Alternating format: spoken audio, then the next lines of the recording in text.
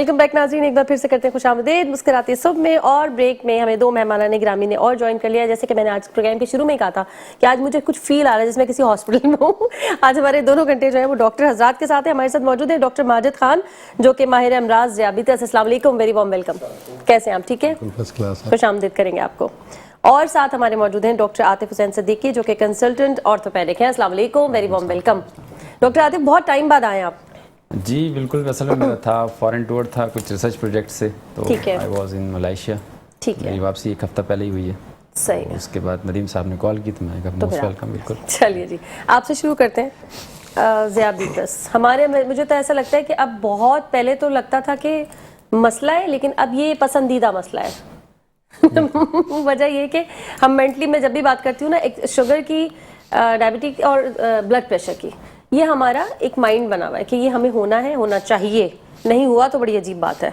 और फिर उसकी दवाइयाँ भी आएंगी, मंथली बनी हुई होती है कि ये दवा खानी है, दवा खानी है। ये कितना कसूर है हमारा इस एक्सेप्टेंस का कि ये होगी, किसी भी वजह से होगी, या तो आपकी डाइट की वजह से होगी, या आपके फैमिली में किसी को इस वजह से होगी, कोई दुख आपको लग गया उस वजह से होगी, डिप्रेशन में चले गए, बहुत सोचा तो आपको शुगर हो गई। मतलब बहुत सारी चीज़ें इससे हमने कनेक्ट की हुई हैं। ये क्या एक बड़ी वजह है कि एक्सेप्टेंस हो गई है तो इसलिए सबको हो रही है? देखिए, एक्सेप्टेंस की तो बात नहीं है, असल में हमारा लाइफ स्टाइल बहुत चेंज हो गया। अगर हम चंद सालों पहले जाते हैं तो हमारे यहाँ फिजिकल वर्क बहुत था, सुकून की ज़िंदगी थी जिसमें हम बहुत सारी चीज़ों को एक्सेप्ट कर लेते थे कि अगर कुछ नहीं है तो कोई इशू नहीं। लेकिन अब ऐसा नहीं है। अब हमारे पास फिज़िकल एक्टिविटी ज़ीरो है और मेंटल एक्टिविटी बढ़ गई है, स्ट्रेस बढ़ गए हैं। हम बिला वजह की बहुत सारी चीज़ें हम लोगों ने पाल ली हैं जिनके ऊपर हम परेशान रहते हैं। और फिर उसके बाद जो हमारा डाइट का रेशो है, पहले हमारी सिंपल सादा ग़िज़ा थी, सादा सी चीज़ें खाते थे। अब हम बहुत ज़्यादा फास्ट फूड के ऊपर चले गए हैं। हमारे खाने पीने की टाइमिंग आउट हो गई है, हमारे सोने जागने की टाइमिंग आउट हो गई है। यानी कि अब हम यूँ कहें कि हमारा दिन हमारी रात है और हमारी रात हमारा दिन है। यानी कि हमारे यहाँ मेजॉरिटी फैमिलीज रात को 3 बजे तक जागती रहती हैं, उसके बाद सोती हैं, दिन में 1 से 2 बजे उठती हैं। और फिर उसके बाद उनके खाने पीने का अंदाज शुरू होता है, वो भी हैवी मील ही होती है तकरीबन। ब्रेकफास्ट ले लें, लंच ले लें, डिनर ले लें, लेट नाइट का हमारा लंच और डिनर है। तो ये सारी चीज़ें ज़ाहिर है आस्ते आस्ते आस्ते आस्ते जमा होती गई और ये सारी डायबिटीज़ का सबब बन रही हैं।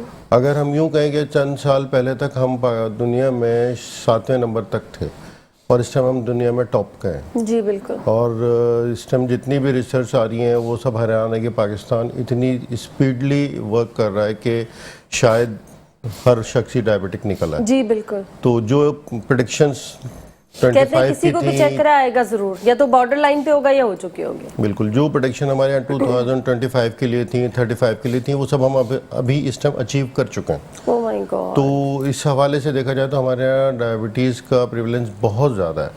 और अभी भी बहुत से लोग ऐसे हैं कि जो टेस्ट नहीं कराते, जिनका पता नहीं है, लेकिन अगर उनके भी थारोली टेस्ट किए जाए या उनको भी इन्वेस्टिगेट किया जाए तो वो भी डायबिटिक निकल आएंगे। फिर यंग एज में बहुत ज़्यादा कॉमन है। पहले हम ये कहते थे कि ये आफ्टर 50s में ये होती है, लेकिन अब हम देखते हैं कि 20s में 30s में हमें कॉमनली डायबिटीज़ मिल रही है। हर बच्चा या लड़का या लड़की वो हमें डायबिटिक मिलता है, या IGT लेवल यानी इम्पेयर्ड ग्लूकोज उनकी आ रही होती है। तो ये एक फैक्टर ऐसा है कि जिसमें हमें सबको मिल के काम करना है कि एक अवेयरनेस हमें देनी है हर लिहाज से, चाहे वो ग़िज़ा के हवाले से हो, फिज़िकल एक्टिविटी के हवाले से हो, स्ट्रेस के हवाले से हो, लाइफ स्टाइल मैनेजमेंट हो।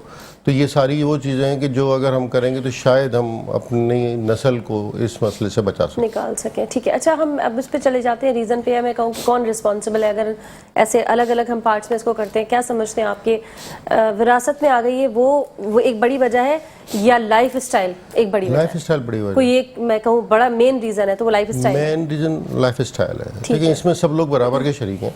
उसमें ये नहीं है कि हम ये कहें कि घर का जो बड़ा फ़र्द है वो इन्वॉल्व नहीं है, वो भी इतना ही इन्वॉल्व है जितना एक छोटा बच्चा इन्वॉल्व है। कि अगर हम यहाँ देखें कि हमारे यहाँ इस टाइम मेनली ज़्यादातर बच्चे हर वक्त मोबाइल में लगे रहते हैं, और अगर वहाँ से फारिग होते हैं तो उनके मुंह में चिप्स हैं, फ्राइज़ हैं, कोल्ड ड्रिंक्स का इस्तेमाल है। तो ये सब चीज़ें रोकने के लिए ज़ाहिर घर के बड़ों को आगे आना। अब वो घर के बड़े भी इस तरह के काम नहीं कर, उनके अपने मसाइल हैं, उनकी अपनी परेशानियाँ हैं, या वो अपने इतने काम में बिजी हैं कि वो इन सब चीज़ों को नहीं देख पाते। तो ये सारी चीज़ें आस्ते आस्ते जमा हो रही हैं। और उसका जो नतीजा निकल रहा है वो हम सबके सामने है। बिल्कुल ऐसा ही है। डॉक्टर आतिफ आपकी तरफ आ जाते हैं। सर्दियां हैं और सर्दियों में तो कहते हैं ना, जो को पुराना भी दर्द हो तो वो भी जाग जाता है। तो इस वक्त एक तो सर्दियों वाली पेन की कंडीशन रहती होगी, और जिनको है प्रॉब्लम क्या करें, उनके लाइफ स्टाइल क्या होना चाहिए, कुछ एक्सरसाइजेज आप समझते हैं उन्हें करनी चाहिए, किस तरह से ख्याल रखें अपना? जी बिल्कुल, इसमें ऐसा है कि क्योंकि मस्कुलोस्केलेटल सिस्टम जो है हमारा जिस्म का, वो टेम्परेचर के हवाले से बहुत ज़्यादा रिस्पॉन्सिव होता है।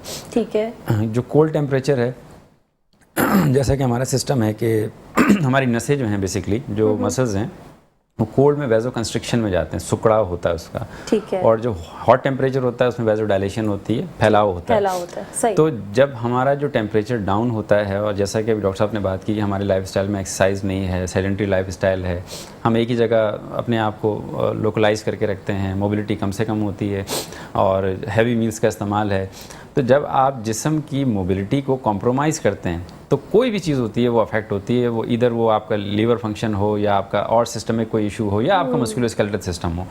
तो इस वक्त चूँकि अगर हमारे पास फिज़िकल एक्टिविटी का बहरान आया हुआ है, जैसा कि उन्होंने बात की कि जो डायबिटीज़ के प्रेडिक्टर्स थे जो हमने अचीव करने थे, खुदा ना खास्ता 2035 में, वो हम 24 और 25 में अचीव कर रहे हैं। तो इसका मतलब ये है कि न सिर्फ पेन बल्कि और तमाम सिस्टम्स जो हैं वो फिज़िकल एक्टिविटी के कम होने के नतीजे में मुतासिर भी हो रहे हैं, और साथ साथ और चीज़ों को भी मुतासिर कर रहे हैं। जैसे अभी प्रोग्राम शुरू होने से पहले डॉक्टर साहब से मेरी बात हुई, तो इसी टॉपिक के हवाले से, तो डॉक्टर साहब ने कहा we have a very large issue of frozen shoulder and these associated things. तो हकीकत बात यह है कि जो हमारे जिस्म के मसल्स हैं, जॉइंट्स हैं, अगर उनकी एक्टिविटी कॉम्प्रोमाइज़ रहती है तो गर्मी में तो वो खैर किसी ना किसी तरह मैनेज हो जाते हैं। आपका हीट टेम्परेचर इतना ज़्यादा होता है, स्वेटिंग हो रही होती है, आपका जिस्म कहीं ना कहीं से जो है ना वो मोबिलाइज हो जाता है। ठीक है। सर्दी में क्या होता है कि अब आपको खुद को पुश करना पड़ता है। अब आप वो हम चाहते नहीं हैं। अब जैसे इन्होंने बात की, रात को 3 बजे तक आप जाग रहे हैं, रात को वैसी टेम्परेचर, वैसी सर्दी होती है, कराची का ह्यूमिड वेदर है, रात में सर्दी होती है, सुबह के टाइम पे सर्दी होती है, दिन में थोड़ा बेहतर होता है मामला। तो अब आप इतना लेट जाग रहे हैं, वैसी कोल्ड टेम्परेचर है, ठीक है, फिर आप देर से उठ रहे हैं, जो आपको अचीव करना था वेदर की वजह से, गुड बेनिफिट्स जो धूप की वजह से और अपनी एक्टिविटी, वो भी आपने लॉस कर दी है। आप दोपहर के बाद उठ रहे हैं, फिर नाश्ता कर रहे हैं, फिर आप इसका मतलब एक्टिव हो रहे हैं जाके शाम में, फिर आपका टेम्परेचर वंस अगेन वो डाउनफॉल की तरफ जा रहा है। तो अब अगर ऐसी सूरत में कभी ना कभी ज़िंदगी में कोई चोट लग गई है, कोई और मसला आ गया है कि जिसमें स्टिफनेस के इश्यूज़ हैं, वो बहुत ज़्यादा इनलार्ज हो जाते हैं जाके, और छोटे बच्चों से लेके आपके एल्डर एज तक जो है अर्थराइटिस के कहीं ना कहीं, बच्चों में तो चले अर्थराइटिस नहीं मिलता, बच्चों में तो फिजिकल इनएक्टिविटी की वजह से टाइटनेस मिलती है, मसल पेन रहते हैं, लेकिन एल्डर्स में ख़ास तौर पे 45-50 प्लस में जाके ये बहुत ज़्यादा वर्स शक्ल इख्तियार कर लेते हैं।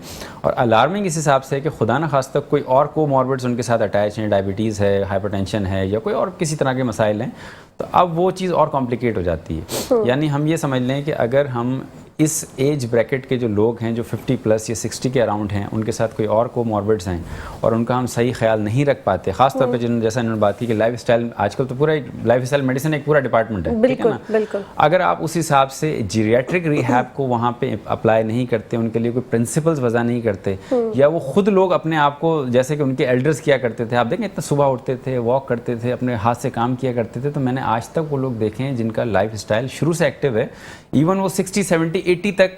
कुछ तो मेरे क्लाइंट्स ऐसे हैं, they are in the age of 80, they are running their factories, खुद ड्राइव करके जाते हैं। माशाल्लाह। जब उनसे हमसे राज पूछते हैं कि भाई ये हमारे यहाँ तो लोग 60 के बाद जो 2-4 साल के बाद डिप्रेशन में जाके अपने आप को लोकलाइज कर लेते हैं, या एक कोना पकड़ के जो कहते हैं जी बस हमसे बस वो बहुत हो गया, हम नहीं हो रहा। तो आप ऐसा कैसे कर लेते हैं? कह लेंगे देखें, लोग सिर्फ बातों में कहते हैं एज इज़ अ नंबर, हमने इसको समझ लिया है कि एज वाकई एक नंबर है, ठीक है ना। असल सारा सिलसिला ये है कि आपका ब्रेन जो है ना, ब्रेन से बिल्कुल आपने बुढ़ापे का एक्सेप्ट कर लिया, बुढ़ापा आपको आ जाएगा इर्रिस्पेक्टिव ऑफ द एज। बिल्कुल। तो मैं उनसे जब पूछता हूँ, कहते हैं जी आज भी हम फजर में उठते हैं, जितनी वॉक हो सकती है वॉक करते हैं, नाश्ता टाइम पे करते हैं, लंच हमारा प्रॉपर टाइम पे होता है, हमारा जो डिनर है अगर हमने करना है तो वो प्रॉपर टाइम पे, सोने का एक हमारा डिसिप्लिन है कि 11 बजे के बाद मेरे रूम में ना फ़ोन बजेगा ना कोई नॉक देगा, अदर देन इमरजेंसी। हमने 4 बजे 5 बजे उठ के वही तहज्जुद में जाना है, फजर को नमाज पढ़नी है। तो मतलब आप ये देखें, आपका मजहब तो इंसानों वाली जिंदगी गुजारना। बिल्कुल, आपका मजहब जानवरों वाली हाँ, और आपके जो तौर अतवार हैं उन्होंने आपकी लाइफ एक्सपेक्टेंसी को कहाँ से कहाँ जाके पहुँचा बचा दिया। दिया। यहीं अगर हम इसको रिवर्स करें, जैसे डॉक्टर साहब से बात हो रही थी, अब अगर इसको आप रिवर्स करते हैं तो वो जो बुढ़ापा आपका बड़ा कीमती हो गया था, आपका बचपन और टीन एज जो यंग एडल्टहुड आपका मुतासिर हो गया है। बिल्कुल, आपके मसल्स भी जा रहे हैं, आपके इंटरनल सिस्टम भी जा रहे हैं। आप यकीन करें जो है आप ख़ास तौर पे जो है अर्ली डिटेक्शन ऑफ डायबिटीज़ जो है वो आपको मिल रही है। तो ये तो बड़ा कॉम्प्लिकेटेड इशू है और इस पे तो बड़ा काम की ज़रूरत है। बिल्कुल, हमारा जो काम है यहाँ से अवेयरनेस देना, वो तो हम पूरी जिम्मेदारी बहुत से दे रहे हैं। यकीन करें, शायद कि उतर जाए। बल्कि तेरे दिल मैं में मेरी अरसला बात। आपसे कहूँगा, आप हाँ जी। हेल्थ के प्रोग्राम मॉर्निंग में बहुत ज़्यादा होते हैं, ये बहुत बड़ी खिदमत है ये। लेकिन एक बंदा भी अगर कोई सही बात सीख कहीं से जाए, पिक कर लेता है तो आप सोचें कि आपने उसकी ज़िंदगी गैर महसूस तरीके से बचा ली। बिल्कुल सही कह रहे हैं। बज़ाहिर कोई आपने दवा नहीं दी, लेकिन आपने ऐसा काम कर लिया जो दवाओं से भी बहुत बड़ा कीमती था। बेशक, बिल्कुल सही कह रहे हैं। चलिए, अच्छा डॉक्टर साहब आपकी तरफ आ जाते हैं। अभी हम जब ऑफ कैमरा भी बात कर रहे थे दवाइयों, शुगर अगर हो गई है किसी को तो अब उसको दवा खानी है और एहतियात भी करनी है, ठीक है। अब कुछ लोगों का, जैसे मैं आपको बता रही थी, मेरे भी बड़े करीबी जानने वाले जो अगर कभी मीठा ज़्यादा खा लेते हैं तो वो कहते हैं दवा की तादाद थोड़ी सी बढ़ा देते हैं और 2-4 ज़रा ज़्यादा कदम उठा लेते हैं, चल लेते हैं, मेहनत कर लेते हैं, ताकि ये जो मैंने मीठा खाया है इसको मैं जस्टिफाई कर सकूं। अब ये अपने आप में अंदर ही अंदर दिल में हो रहा है ये मामला, या वाकई ये वर्क भी करता है? देखिए, कॉमन सेंस की बात है कि अगर मिसाल के तौर पे हम एक शरबत बनाते हैं और उसमें 5 चम्मच नमक के डाल देते हैं तो क्या हम उसे पी सकेंगे? नहीं पी सकते। नामुमकिन सी बात है। 5 चम्मच तो बहुत दूर है, 1 चम्मच भी नहीं। और उसको कंपनसेट करने के लिए अगर हम ये कहेंगे चलो 20 चम्मच मीठे डाल दो, तो क्या फिर भी इस्तेमाल किया जा सकता है? मे बी उसकी जो साल्टिश वो वो है थोड़ा सा कम हो जाएगा, लेकिन वो इंग्रेडिएंट तो उसी चीज़ में रहेंगे, मौजूद है, उसके जो भी साल्ट के पार्टिकल्स हैं या अगर चीनी के जो पार्टिकल्स हैं वो उसी जिस्म में रहेंगे या उसी लिक्विड में रहेंगे, और वो जाहिर है जहाँ पे भी इस्तेमाल होगा वो उस जगह अफेक्ट करेंगे। ये कॉमन सी बात है ना। अगर हम इसमें अपने घरों के हवाले से मिसाल दें कि अगर कोई ख़वातीन खाना बना रही हैं और उसमें गलती से उनसे नमक ज़्यादा डल जाए तो उसको कंपनसेट करने के लिए कुछ और दही या इस तरह की चीज़ें डाल देती हैं। मैं बताती हूँ आपको, आटे की गोली बना के डालते हैं। हाँ, तो वो लेकिन वो सब चीज़ें वक्ती तौर पे टेस्ट को चेंज कर देती हैं, लेकिन उसका जो पावर मौजूद है मौजूद उसमें। यूँ समझे कि अगर उसके साइड इफेक्ट्स कोई आ रहे हैं तो वो आएंगे, वो रहेंगे, क्योंकि वो उसमें है। तो इसी तरीके से अगर हम ये बात कहते हैं कि भाई अगर आज हमने कोई मीठा खा लिया और उसको हमने पैदल चल के कंज्यूम कर लिया या 2 गोलियां ये इंसुलिन लेके इस्तेमाल कर लिया, तो ऐसा मुमकिन नहीं है। आपने अगर कंटिन्यूसली 1 हफ्ते 15 दिन महीने से बाकायदा दवा ले रहे हैं, आपकी शुगर कंट्रोल है, आपका ब्लड प्रेशर कंट्रोल है, और एक दिन बैठ के आपने 2 कोल्ड ड्रिंक्स पी ली, साथ में कोई कस्टर्ड ले लिया, फिर कोई आपने साल्टिश चीज़ें ले ली, और उसकी वजह से जो शुगर और ब्लड प्रेशर आपका शूट करेगा, तो वो आपके उस पूरे महीने 2 महीने या 6 महीने का जो भी आपने बेनिफिट लिया होगा वो सारा 0 पे आ जाएगा। तो ये हमारे यहाँ बहुत बड़ा मिसकंसेप्शन है कि हम लोग ये समझते हैं कि हम दवा की ज़्यादा मिकदार ले लें वक्ती तौर पे। चीटिंग जो कर रहे हैं ना, चीटिंग ऐसे ये चीटिंग होती है ना। चीटिंग है ये, लेकिन ये चीटिंग अपनी ज़ात के लिए अपनी खुद को ही नुकसान दे रही है। खुद को ही नुकसान दे, क्योंकि इसमें देखें नुकसान ओवरऑल पेशेंट का है, और पेशेंट उन सब चीज़ों को जब तक समझता है उसके सर से पानी गुजर चुका होता है, तो वो उसके लिए कहीं भी बेहतर नहीं रहता। और जब कॉम्प्लिकेशंस आना शुरू होती हैं तो फिर वो ये नहीं देखती कि आपने पहले कैसे वक्त गुजारा था, तो वो फिर वो एक के बाद एक चलती आती हैं और आपकी जो लाइफ है वो मज़ीद डेंजर में जाती है। अच्छा डॉक्टर साहब, पहले मैं ऐसी सोचती थी, जब जितने ज़्यादा पेशेंट मुझे शुगर के मिलने लगे थे, मैं सोचती थी काश हमारे मुल्क में ना शुगर ही बंद हो जाए मिलना ही बंद हो जाए। पर मुझे पता चला शुगर का तो रोल ही कम है, बाकी चीज़ों का बहुत ज़्यादा रोल है ना। जैसे अभी हम बात कर रहे थे ना, लाइफ स्टाइल है आपका, और रोटी जिसको हम काउंट नहीं करते, रोटी चावल वो उसमें मीठा है, और बहुत सारी ऐसी चीज़ें कि सिर्फ वो गन्ने वाली शुगर से काम नहीं ख़राब हो रहा, बाकी और बहुत सारी चीज़ों से काम ख़राब हो रहा है। सही बात है। शुगर तो अल्लाह ताला ने हर चीज़ में रखी है। हाँ, अगर हम मिसाल शायद करेले को हम लेते हैं कि वो कड़वा है, उसमें तो नहीं होगी, उसमें भी है क्या? उसमें भी है। करेले में शुगर है। कार्बोहाइड्रेट्स को अगर हम काउंट करते हैं कि हर ग़िज़ा का, हर चीज़ का जो 3 पोर्शन है, कार्बोहाइड्रेट्स हैं, प्रोटीन है, फैट है, तो हर चीज़ में ये तीनों चीज़ें शामिल हैं। किसी में कम है, किसी में ज़्यादा है। और मिठास जो है या कार्बोहाइड्रेट जो है वो हमारी एनर्जी है। अगर हम कोई भी काम करते हैं तो वही एनर्जी जो हमें इन सब चीज़ों से किसी न किसी शक्ल में मिल रही है, वही हमें चलने में, बढ़ने में, आगे बढ़ने में, उम्र के बढ़ने में, जिस्म को ताकतवर रखने में वही चीज़ें काम आती हैं। तो कोई ऐसी चीज़ कहीं से भी हमारी मिठास अल्लाह ताला ने हमें कम नहीं दी है। हम कोई भी गज़ा खाएं, किसी भी किस्म की किस गज़ा लें, हमें हमारी मतलूबा रिक्वायरमेंट के तहत जो हमारे जिस्म को मिठास की ज़रूरत है वो मिलती रहती है। सही। ये जो चीनी का एक्स्ट्रा इस्तेमाल है या ये एक्स्ट्रा वर्ड ज़्यादा है, अच्छा, तो इसको ये जो वाइट शुगर है इसकी ज़रूरत नहीं है। इसकी अगर आप खाली फीका दूध ले रहे हैं तो आपको फीके दूध से बहुत सारी मिठास मिल रही है।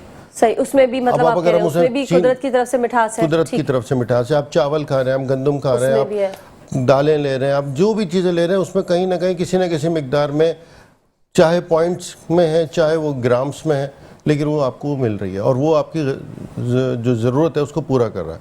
अब एक्स्ट्रा जितनी भी चीज़ें आ रही हैं उसको कंज्यूम करना इम्पोर्टेंट है, जो कि हम नहीं करते। और सही। वही कंजप्शन ना होने की बिना पर वो एक वजह बन सकती है शुगर के होने की। ठीक हो गया, वक्त हो गया एक छोटी सी ब्रेक का। जल्दी से जा रहे हैं ब्रेक पे, वापस आ रहे हैं, हमारे साथ बंदे रहेगा। बैक नाज़रीन, एक बार फिर से करते हैं खुशामदीद मुस्कुराते सुबह। डॉक्टर आतिफ, फ्रोजन शोल्डर की बात हो रही थी, अब ये मसाइल अगर आ गए इस वेदर में तो करें क्या, ज़रा ये भी तो बताएं। जी बिल्कुल, फ्रोज़न शोल्डर जैसा कि नाम से ज़ाहिर है कि कंधे का जम जाना। उर्फ़ आम में जो है लोगों का जब कंधा सही मूव नहीं कर रहा होता और उसकी रेंजेस जो होती हैं, जो वर्क शेड्यूल होता है उसको परफॉर्म नहीं कर पा रहे होते हैं, तो फिर वो एक कंप्लेन का इजहार करते हैं कि ये मेरा कंधा जो है वो इससे ऊपर नहीं जाता, या मैं इस साइड पे सो नहीं सकता हूँ, या मैं पीछे हाथ नहीं कर सकता, कपड़े पहनने में बड़ी दुश्वारी होती है। तो उसकी जब कॉज पे जाया जाता है तो पता ही चलता है कि जी ये काम तो जो भी हमारा क्लाइंट है वो काफ़ी अरसे से नहीं कर पा रहे थे, लेकिन जिस दिन उनको पेन होना शुरू हुआ उन्होंने रिकग्नाइज़ किया कि what's wrong with my shoulder. तो उन्होंने उठा के देखा तो पता चला जी वो तो 90 डिग्री से ऊपर खुदा ना खास्ता जा ही नहीं रहा, या मैक्सिमम ले रहे हैं तो 100 से ऊपर पुश नहीं हो रहा। सही है। तो ये एक ऐसी फेजेस होती हैं कि अगर हम पहले बात कर लेते हैं होता क्या है, ताकि फिर प्रिवेंशन बाद में देखें। होता ये है कि अल्लाह ताला ने ना ये जो जॉइंट है ये इसको सबसे ज़्यादा मोबिलिटी दी है। हिप जॉइंट हमारा हो गया, रिस्ट जॉइंट हो गया, और ख़ास तौर पे शोल्डर। ठीक है। शोल्डर जॉइंट जो है अपने स्ट्रक्चर के हिसाब से स्टेबिलिटी इसकी कम है, मोबिलिटी इसकी ज़्यादा है। अच्छा, यानी इसका जो कप होता है उसके अंदर शोल्डर जो होता है वो इतना ज़्यादा लॉक नहीं होता। जैसा कि हम हिप की बात करें, हिप का जो कप है बेसिकली एसिटाबुलम जिसको कहते हैं, उसमें बहुत ज़्यादा लॉक होता है। उसकी वजह है कि हिप ने वज़न उठाना होता है, उसने सारे जिस्म को कैरी करके चलना है, तो अल्लाह ने उसकी स्टेबिलिटी बहुत ज़्यादा रखी है। इवन दो कि उसकी मोबिलिटी भी है, लेकिन शोल्डर को एक बड़ी फ़ौक़ियत ये हासिल है कि इसकी स्टेबिलिटी या ये बहुत पैक ना होने की वजह से ये हमारे हर डायरेक्शन में किसी भी एंगल पे मूव कर सकता है, कहीं भी हम ले जा सकते हैं। और कुदरत ने इसीलिए रखा है कि इंसान ज़्यादा से ज़्यादा फंक्शनल हो सके, ज़्यादा ज़्यादा क्रिएटिविटी प्रोड्यूस कर सके। ठीक है। अब ऐसे जॉइंट की फिर हिफाजत और उसकी खिदमत भी वैसी करनी पड़ती है। जब ये हमारी इतनी खिदमत करता है, हमारे सारी लाइफ, अगर एक हाथ बांध दिया जाए तो हम कहेंगे यार ये कैसे काम होगा। तो अब अगर कुछ लम्हे के लिए सोचें किसी पेशेंट का ये हाथ ही मूव नहीं कर रहा, इवन वो बिल्कुल नॉर्मल है, तो उसको लाइफ में बहुत ज़्यादा ट्रबल आने शुरू होते हैं। तो अब ये प्रॉब्लम आई क्यों? आई इस वजह से कि बचपन में किसी भी स्कूल में जाएं, पहला सबक जो टीचर देता है वो सुबह उठ के कहते हैं जब ब्रेक के अंदर आपने पीटी करनी है, फिजिकल ट्रेनिंग एक्सरसाइज करनी है, हाथों को ऊपर उठाना है, ऐसे करना है, एक रिदम बना हुआ है। ठीक है। बच्चों को शुरू से ये ट्रेन किया जाता है कि भाई देखो बात ये क्लासरूम में बाद में जाओगे, पहले तो अल्लाह को याद करना है, प्रे करनी है, फिर उसके बाद हल्की सी पीटी करनी है, तो बाद दफ़ा राउंड्स भी लगाते हैं। तो बच्चों को बड़ा नेचर की तरफ से ही, जिस तरह एक मोबिलिटी का कॉन्सेप्ट है, तो स्कूल्स भी उसको प्रोसीड करते हैं। लेकिन जब हम स्कूल लाइफ को क्रॉस कर लेते हैं, थोड़ा सा बिजी होते हैं, जैसे डॉक्टर साहब ने बात की कि भाई वो एक लाइफ स्टाइल बन गया, हम बैठे हैं तो पढ़ रहे हैं, लैपटॉप यूज़ कर रहे हैं तो लंबा मोबाइल वगैरह रीड्स करते हैं, तो हम ये भूल जाते हैं कि वो जो हमें 10 मिनट स्कूल निकालता था वो हमें सिखाया इसलिए गया था कि ज़िंदगी भर उस 10 को थोड़ा सा मल्टीप्लाई कर लो, 20 कर लो, 30 कर लो। उस वक्त उम्र छोटी थी तो वैसी मोबिलिटी ज़्यादा थी। अब जैसे से आगे आप प्रोसीड कर रहे हो, आपका सेटिंग ज़्यादा है, तो अब आपने उसको मल्टीप्लाई करना है। अच्छा, अब बात ये होती है जिन्होंने नहीं किया, जिन्होंने नहीं किया उन पे प्रॉब्लम ये आती है कि एक ख़ास हद तक तो जिस्म कहीं ना कहीं जाके रेजिस्ट करता है, आपकी मोबिलिटी को रिस्टोर करता है, लेकिन एक पर्टिकुलर टाइम के बाद जब आप एक पॉस्चर में बैठे रहते हैं, आपका जिस्म ऐसे प्रोसीड रहता है, आप बस यही काम कर रहे होते हैं, तो कहीं ना कहीं जाके आपकी रेंजेस लिमिट होना शुरू हो जाती हैं। अपर बॉडी की बात करें तो कंधे जो है जैम होते हैं, नेक आपकी स्टिफ हो जाती है, फॉरवर्ड हेड पॉस्चर अडॉप्ट कर लेते हैं, रोम्बॉइड्स आपके टाइट हो जाते हैं, पेक्टोरल्स टाइट हो जाते हैं और आप ऐसे झुके हुए से रहते हैं। और लोअर की बात करें तो हैमस्ट्रिंग की टाइटनेस बड़ी कॉमन होती है, SLR हम कहते हैं, लेग की मूवमेंट ऊपर करके चेक करते हैं, वो बहुत टाइट हो जाती है। यहाँ से क्या नुकसान होता है कि जैसे ही फ्रोजन शोल्डर होता है वो पेशेंट जो होता है रात में उस साइड पे सोने में उसको दुश्वारी होना शुरू हो जाती है, वो अब करवट लेके उस पर वजन नहीं डाल पाता, वो कहता है मैं आधा घंटा 10 मिनट लेटता हूँ मेरी आँख खुल जाती है। नतीजे के तौर पे वो उस साइड पे सोना शुरू कर देता, ज़्यादा इलाज नहीं कराते जाके कि भाई हुआ क्या है, वो साइड चेंज कर लेते हैं, शायद खुद ही ठीक हो जाए। सही है। पता चलता है कि 1 आध 2 महीने बाद वहाँ भी दर्द होना शुरू हो जाता है, क्योंकि नेचर ने आपको तो एक शिफ्टिंग दी है ना, आप सीधा भी लेटेंगे, आप राइट पे भी जाएंगे, लेफ्ट पे भी जाएंगे। तो अब हो क्या होता है बेसिकली कि जो टेंडन है वो इन्फ्लेम्ड हो जाते हैं, जो बाइसेप्टल ग्रूव है, बाइसेप्टल टेंडन है वो इन्फ्लेम्ड हो गया, रोटेटर कफ का टेंडन इन्फ्लेम्ड हो गया, या जो कैप्सूल है हमारा शोल्डर का ग्लेनोडर लैब्रम है वो जगह किसी वजह से टाइट हो गई। टाइटनेस की वजह से इंसान को पता नहीं चलता, वो तो उसने समझ रहा होता मेरा हाथ नॉर्मल है, यूँ उठाने की कोशिश की और वहीं उसने अपना हाथ जो है पकड़ के बैठ गए, या पीछे ज़बरदस्ती झटके से कपड़े पहनने की कोशिश की, वो जगह जाके दोबारा टच हो गई, तो जो एकदम इलेक्ट्रिक शॉक मूवमेंट थी उसने उस टेंडन की इन्फ्लेमेशन को या सोजिश को और बढ़ा दिया। अब वो रोज़ाना वो कोई ना कोई वो काम इस तरह के अटैम्प्ट करने की कोशिश करते, या तो चेक करने की मेरा हाथ जा रहा है या नहीं जा रहा है, कपड़े पहनने की कोशिश की, आपने शावर में थोड़ा सा हाथ को मूव करने की कोशिश की, तो आपने इन्फ्लेमेशन की जो इंटेंसिटी थी या रिपीटेड स्ट्रेन जो था उसके ऊपर RSI जो है उसको इंक्रीज करते गए। अच्छा। एक टाइम ऐसा गुजरा कि वो इतना इन्फ्लेम्ड हो गया कि आप तस्वुर ही नहीं कर सकते आप उस तरफ लेटने का। अब लोग तो ये समझते हैं कि शायद इस तरह से मूव कर रहे हैं तो शायद फायदा होगा। बिल्कुल आपने सही फरमाया, उनके इसी कॉन्सेप्ट के तहत वो कहते हैं कि हम शायद इसको अब झटका मार के सीधा करें। कॉमन अंडरस्टैंडिंग तो यही है, एक चीज अगर रुकी हुई है तो ठीक है हम उसको मूवमेंट में लाते हैं, ठीक हो जाएगा। अच्छा, इसमें बट इसको प्रॉपर फिर एक इलाज की तरफ जाना चाहिए। इसको बिल्कुल इलाज की तरफ जाना चाहिए, और अगर ये आम पेशेंट है जो किसी कोमॉर्बिड के अलावा है, ठीक है ना, जो कि इसको कोई डायबिटीज़ नहीं है, हाइपरटेंशन नहीं है, उसका तो ये होता है कि वो चलें अगर थोड़ी बहुत एक्टिविटी को स्टार्ट करता है तो उसमें बेहतरी आने के चांसेस होते हैं। थोड़ा सा उसने मसाज कर लिया, मालिश कर ली, थोड़ी एक्सरसाइज। लेकिन अगर ये यही चीज़ डायबिटीज़ की तरफ आ जाए तो डायबिटीज़ इसको बहुत ज़्यादा जो है ना वो प्रॉब्लमेटिक बना देती है।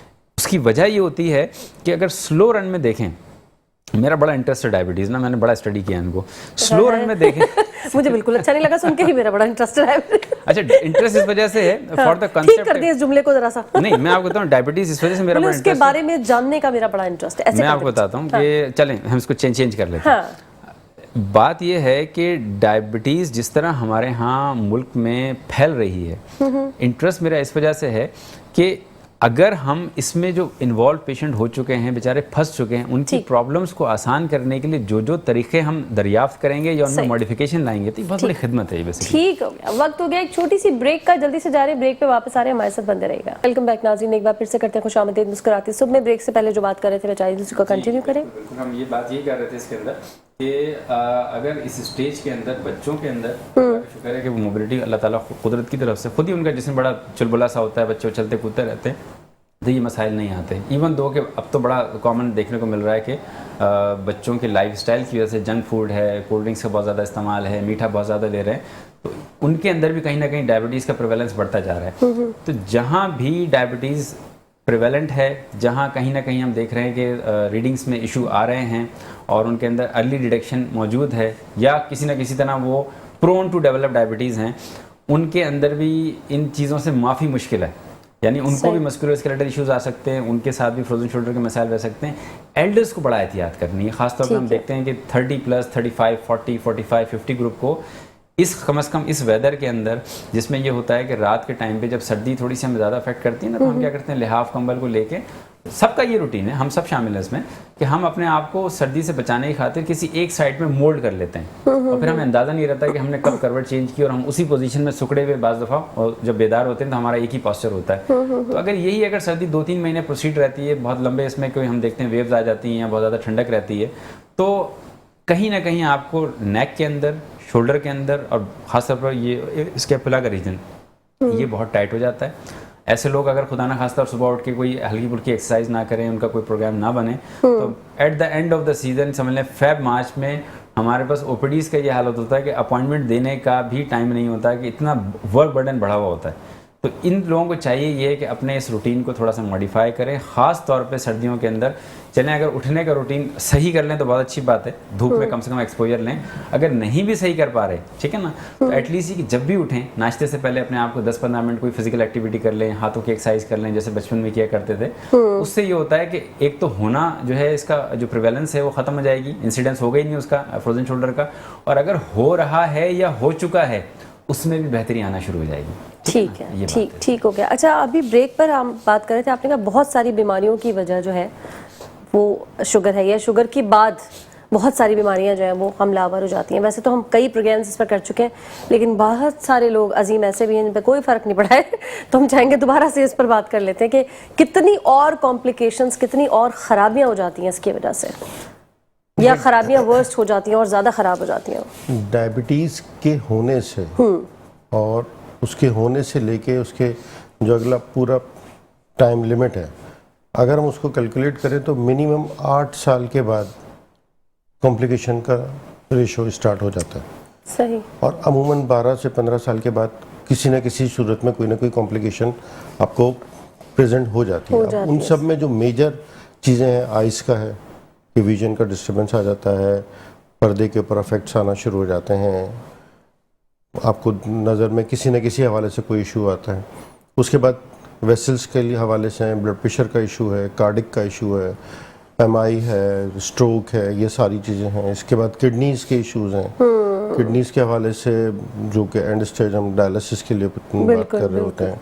उसके बाद फिर हमें पेट के हवाले से इश्यूज़ आते हैं कि जिसमें without any reason motion, without any reason diarrhoea, without any reason constipation या भूख ना लगना, या स्टमक के हवाले से उसका डिस्टर्बेंस चलता रहता है। फिर और नीचे आए सेक्सुअल डिसऑर्डर्स आ जाते हैं, और नीचे आए तो फुट के प्रॉब्लम्स आ जाते हैं, जिनमें सबसे स्टार्टिंग जो बल्कि पहले ज़्यादातर लोगों को होता ही यही है कि उनको पैरों में दर्द शुरू होता है, जलन रहने लगती है, सुन होने लग जाता है। सुन होने का मैंने तो सुना था बहुत अर्ली पता चल जाता है। सुन होने का अमल बहुत ज़्यादा है कि उनको फील ही नहीं होता कि पैरों में क्या है। जी, और वही चीज़ आस्ते आस्ते बढ़ते बढ़ते उनके ज़ख्म बनने का सबब और पैर कटने का सबब भी बनती है।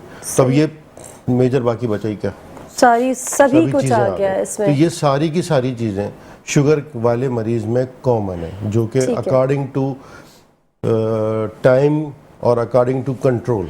चले, मेडिसिन कितना काम कर रही है कि थोड़ा सा कुछ लाइफ मतलब जिंदगी थोड़ी सी आसान हो जाए?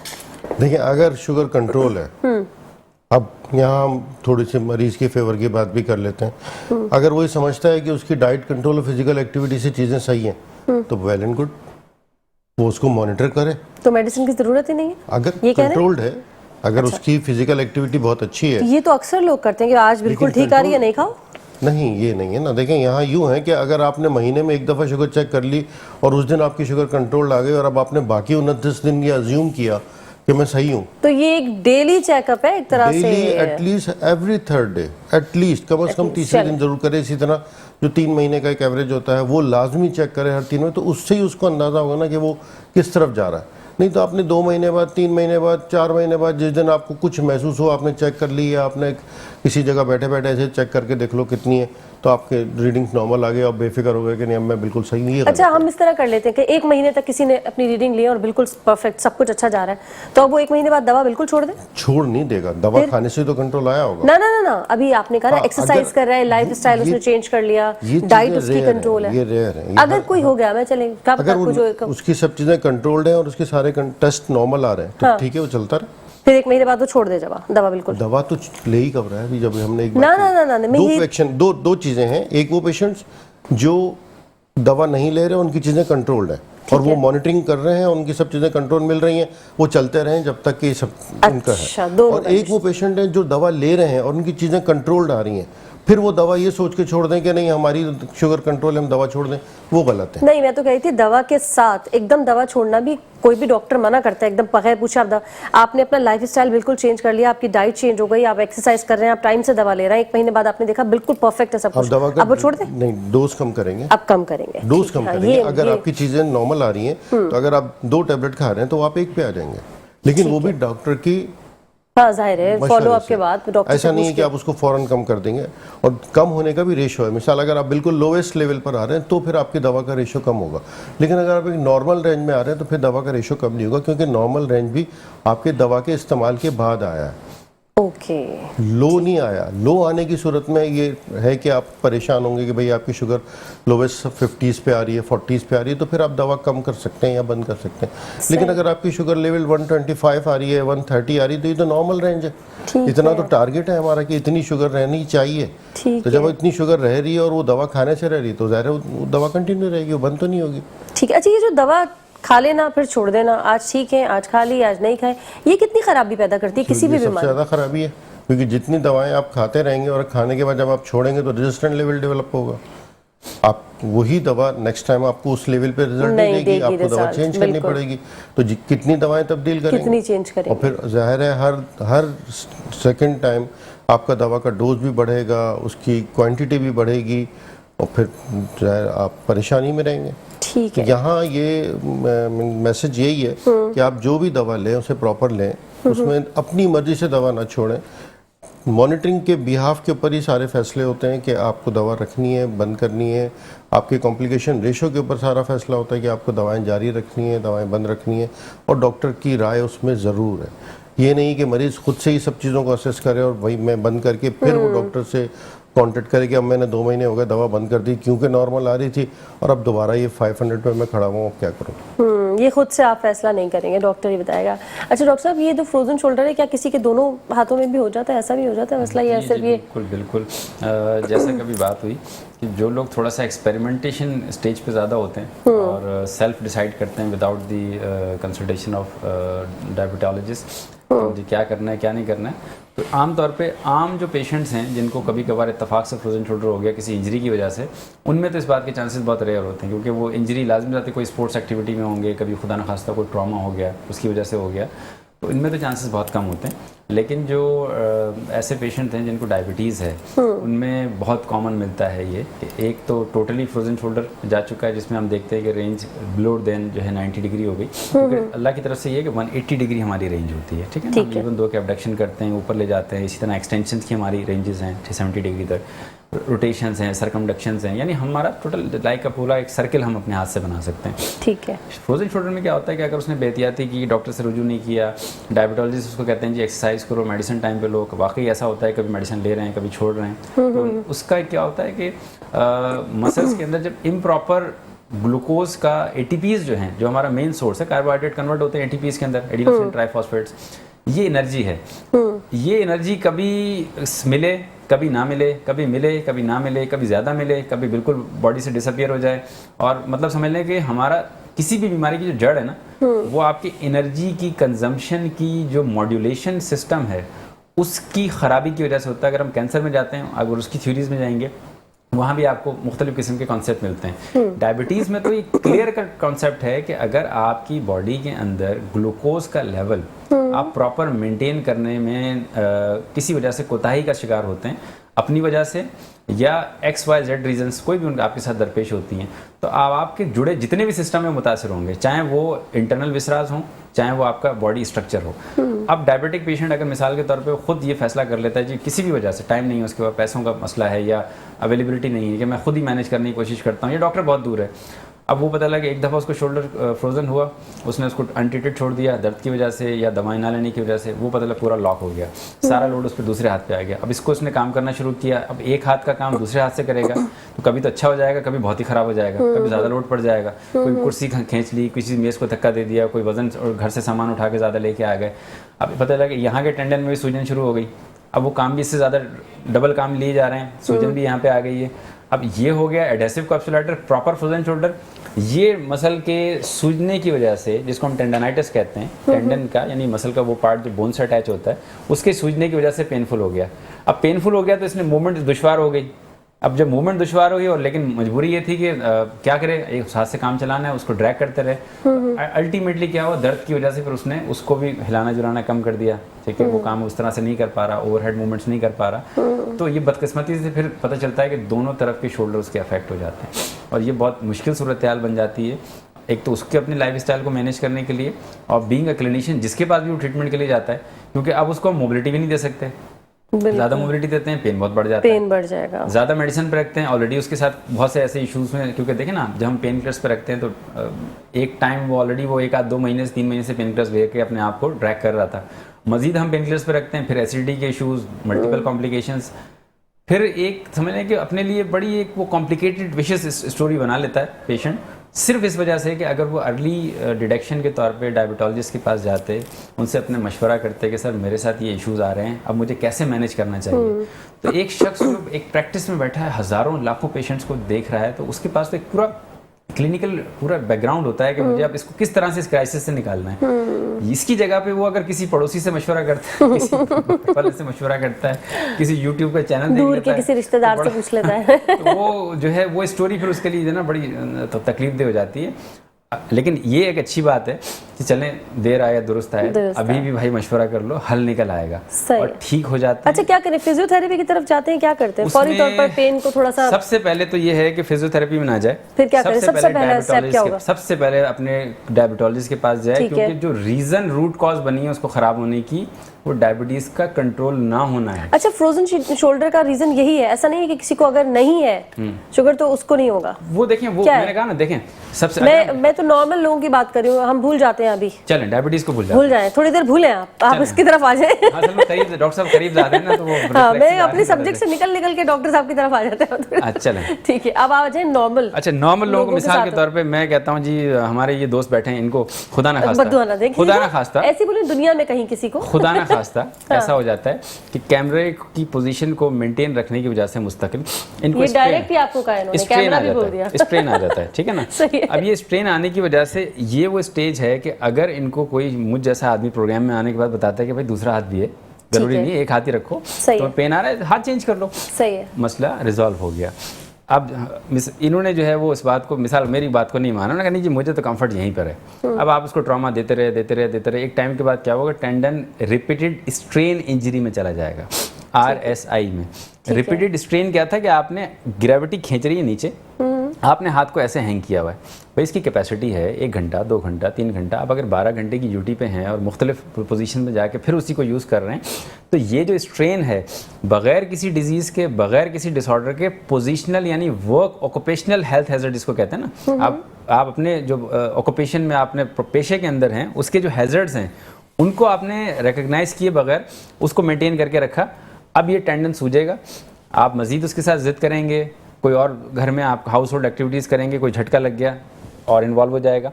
फाइनली क्या होगा, at the end of the day आपके हाथ की जो रेंज है वो सफ़र करना शुरू हो जाएगी और 1 आध 2-3 महीने के अंदर वो कंप्लीट फ्रोजन की तरफ चला जाएगा। ये हो गया ऑक्यूपेशनल हेल्थ हैज़र्ड की वजह से। अब हम आते हैं स्पोर्ट्स की तरफ। कोई शख्स जो है वो टेनिस प्लेयर है, बैडमिंटन प्लेयर है, क्रिकेटर है, फुटबॉलर है, फुटबॉलर गिर जाता है इसी कंधे के ऊपर, चोट लगती है, ठीक है, हम उसको कहते हैं कि भाई आर्म स्लिंग बांध लो। 1 महीना उसने आर्म स्लिंग बांधा, जब उसको हम कहते हैं कि अब ठीक है तुम्हारा कंधा बेहतर है, जब वो हाथ निकालेगा बाहर तो कंधा तो बेहतर हो जाएगा लेकिन कंधा उठेगा नहीं ऊपर, तो वो ट्रॉमा की वजह से हो गया। इसी की जगह हम चले जाते हैं क्रिकेटर की तरफ, उसको कोई चोट नहीं लगी, फास्ट बॉलर है, बहुत अच्छी बॉल कराता है, उसने किसी जगह पे गुस्सा ज़्यादा आ गया, उसने कहा आउट ही नहीं हो रहा है, तो बहुत ज़ोर से हिट कर दिया। अब वो जो जर्क था उसका, उसने रोटेटर कफ के टेंडन को कहीं ना कहीं हल्के फुल्के टेयर में लेके चला गया, कुछ फाइबर्स उसके रप्चर हो गए, ठीक है। उसका बड़ा आसान तरीका था, कंजर्वेटिव मैनेजमेंट दी जाती, वो स्पोर्ट्स एक्टिविटी को कुछ हफ्ते के लिए मौकूफ़ कर लेता, थोड़ी देर के लिए छोड़ देता, किसी से राय करके स्पोर्ट्स रिहैब में चला जाता, वो आराम से ठीक हो जाता। उसने कहा नहीं जी मेरा तो टूर्नामेंट है, ये तो बेइज्जती हो जाएगी मैं अगर नहीं खेलता तो अब उसने 1-2 मैचेस और खेले तो थोड़ा सा जो टेयर था वो पार्शियल टेयर कन्वर्ट होकर कंप्लीट टेयर में भी कन्वर्ट हो सकता है। दैट अब उसकी अगर जो भी ट्रीटमेंट होगी वो चंद महीने पे मुहित होगी, जब तक वो रिपेयर होगा। अल्टीमेट ट्रीटमेंट ही जानना चाहती हूँ मैं, पहला फर्स्ट स्टेप क्या है? फिजियोथेरेपी की तरफ जाते हैं, दवा की तरफ जाते हैं, क्या होता है? सबसे पहला स्टेप है उसकी आइडेंटिफिकेशन, द रीजन वाई इसको जो फ्रोजन शोल्डर हुआ है उसकी रीजन। अभी जैसे आपने 2 कॉमन मिसालें दे दी ना कि किसी का जॉब टाइप ही ऐसा देखें, अगर मिसाल के तौर पे मैं जैसे इनकी मैं एग्जांपल दे रहा था, अगर मिसाल के तौर पे इनका जो रीजन है वो आइडेंटिफाइड रीजन है कि आपने एक पोजीशन को पोजीशनल स्ट्रेस की वजह से हुआ है, you can directly go into the rehabilitation department. Physical therapy आप डायरेक्ट करा सकते हैं, कोई हर्ज नहीं है इसके अंदर, क्योंकि आइडेंटिफाइड रीजन है, ठीक है। इसकी जगह पे अगर कोई ट्रॉमा में जाता है, चोट होती है, उसकी इंजरी होती है, तो अब वो जा तो सकता है फिजियोथेरेपी में, लेकिन उसका जो मैकेनिज्म बड़ा चेंज होगा। उसका मैकेनिज्म ये होगा कि वो किसी MRI या इन्वेस्टिगेशन से गुजर के जाएगा कि भाई जो ट्रॉमा हुआ है आपको वो कितने लेवल का है, ग्रेड 2 इंजरी है, टाइप 1 टेयर है, टाइप 2 टेयर है, क्या हुआ, क्या उसमें, क्या उसके अंदर कोई सर्जिकल रिपेयर की जरूरत पड़ेगी, या क्योंकि अगर आपका वो टेयर मौजूद है और आपने उसको एक्सरसाइज कर ली तो आप तो मजीद इनहेंस कर लेंगे उसको। ठीक है। तो इसलिए वो जो टाइम होता है बड़ा डिपेंड करता है कि बेहतर होता है कि आप उसमें किसी स्पोर्ट्स स्पेशलिस्ट के पास चले जाएं, रिमोटोलॉजिस्ट के पास चले जाएं। चलिए हम आम लोगों की बात कर लेते हैं। आम अभी जो आपने कहा ना पोजीशन से भी हो जाता है, कोई सो रहा है इस तरह से तो उस वजह से उसको हो गया और ये बढ़ गई, तो फिर बेसिक तो यही है कि वो फिजियोथेरेपी की तरफ चला जाए। अगर जो आम हालात में हम वेदर के इश्यूज देख रहे हैं हाँ। और जहां हो रहा है उसमें तो बेस्ट ये है कि जिसको भी इस तरह के मसाइल का सामना है वो मजीद इंतजार ना करे, ठीक है, और फौरन किसी फिजिकल थेरेपी रिहेबिलिटेशन डिपार्टमेंट से कंसल्ट करे। वो मसला जो 2 महीने बाद जाके किसी से वो डिस्कस करते हैं और वो वर्स हो जाता, हो सकता है कि 1 या 2 सिटिंग्स के अंदर वो बेहतर हो जाए। ये मैं चाहे तो थोड़ा सा आसान कर दें, क्योंकि अभी सर्दी में किसी को सोने की वजह से, किसी को वजन उठाने की वजह से, कॉमन जो समझ में आ रहा है आसान से बहुत ही अच्छी चीज़ ये है। बहुत अच्छा किया आपने कि टॉपिक को बड़ा कंक्लूड कर दिया। इस वक्त के जो इश्यूज हैं सर्दी के हवाले से, उसमें लाजमी बात है कि पेशेंट के कोई बहुत बड़े ट्रॉमा नहीं चल रहे, कोई हम ये नहीं कह सकते कि सडन डायबिटीज बिगड़ गई या कोई इस तरह का मसला आ गया। इस वक्त क्या हो रहा है, स्टिफनेस की वजह से इश्यूज आ रहे हैं, अकड़ाहट बॉडी में बढ़ रही है, ठीक है ना। तो ऐसी सूरत में तो ये होता है कि आप बेस्ट एडवाइस लेके फिजिकल थेरेपी या रिहेबिलिटेशन डिपार्टमेंट में जाते हैं, वो आपको बता भी देंगे कि भाई आपने उठना बैठना किस तरीके से, पॉस्चर पे काम कर लेंगे, आपको कुछ एक्सरसाइजेस टीच कर देंगे, आपका उठने बैठने का शेड्यूल बना देंगे। तो ये तो समझ लें 80% जो क्लाइंट इस वक्त अफेक्ट हो रहे हैं, ताकि बिगड़ ना जाए ना, वही पूरे 3 महीने वो तकलीफ में गुजारे, सर्दी अभी शुरू हुई है तो कम से कम that's a very good time. बल्कि इससे भी ज्यादा अच्छा ये है कि before going to go any department, ठीक है ना, आप डिसाइड कर रहे हैं, आपको अगर मिसाल के तो नेक पेन हो रहा है या शोल्डर पेन हो रहा है, तो आप पहले थोड़ा सा अगर अपने 24 घंटे के रूटीन पे नजरसानी वो देख लें अपने रूटीन। ठीक, किस पोजीशन में सोया था, ठीक हो गया। Thank you so very much. जाते जाते मैं चाहूंगी कोई एक अच्छा सा मैसेज हमारे जो बेचारे मरीज लोग हैं जो करके उनको दे दे, फिर हम यहाँ इजाजत लेंगे। क्विक मैसेज तो यही है कि भाई देखें, अच्छा खाएं और उसको कंज्यूम करें, अपनी फिजिकल एक्टिविटी बढ़ाएं, अपने सोने जागने की टाइमिंग को एडजस्ट करें और दवाएं प्रॉपर खाएं और डॉक्टर के मशवरे से लें। चलें, thank you so very much. आप दोनों का बहुत बहुत शुक्रिया। बहुत कुछ हमने सीखा एज यूजुअल, और आपसे भी कहेंगे एहतियात इलाज से बेहतर है। अपनी ज़िंदगी में बहुत सारी चीज़ों को, छोटी छोटी चीज़ों को चेंज करके आप बहुत बड़ी बड़ी मुश्किलात से निकल सकते हैं। आई होप आज का शो आपको बहुत अच्छा लगा होगा। कल भी ज़िंदगी हालात ने दिया साथ, इसी प्लेटफॉर्म पर इसी वक्त होगी आपसे मुलाकात। तब तक के लिए अल्लाह हाफिज़, टाटा एंड बाय बाय।